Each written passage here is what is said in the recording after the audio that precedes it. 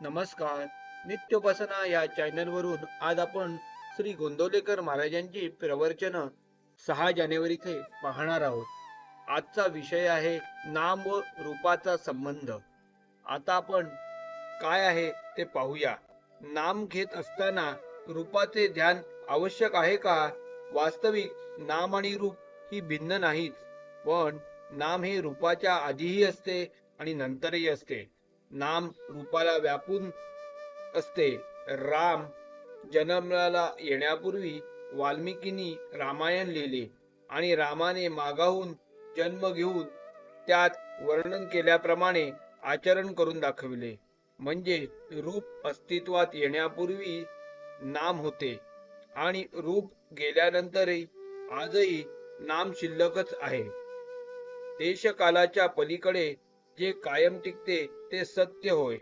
प्रत्यक्ष आकाराला आलेली अनेक रूपे नाहीशी झाली तरी त्यांचे नाव टिकून राहते. म्हणजे नाम हे देशकालाच्या मर्यादेच्या पलीकडे असते. म्हणजे ते रूपापेक्षा जास्त सत्य असते. हे सत्य आहे ते श्रेष्ठ असलेच पाहिजे. तेव्हा नाम घेणे ही मुख्य गोष्ट आहे.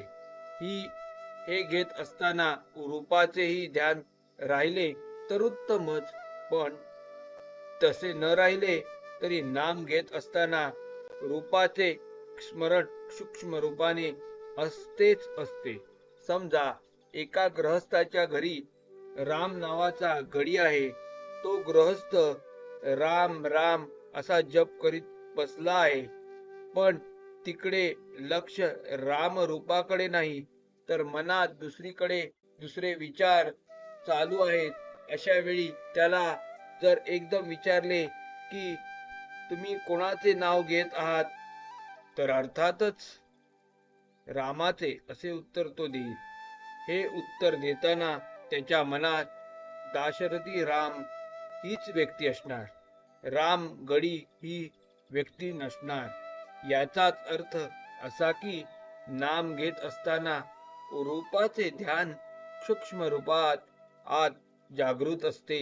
म्हणूनच रूप ध्यानी येत नाही म्हणून अडून बसू नये. नामस्मरण करण्याचा हट्टास ठेवावा, त्यातच सर्व काही येते. एखाद्या माणसाची आणि आपली ओळख असेल तर पहिल्याने त्याचे रूप पुढे येते आणि नंतर नाम येते. पण आपली त्याची ओळख नसेल आणि आपण त्याला बघितलेले नसेल तर त्याचे फक्त नावच येते. आज आपल्याला भगवंताची ओळख नाही म्हणून त्याचे रूपही माहीत नाही, परंतु आपल्याला त्याचे नाम घेता येईल. साध्या सुध्या त्याचे नाम घेताना त्याची आठवण आपल्याला येत होते. हा आपल्याला अनुभवच आहे.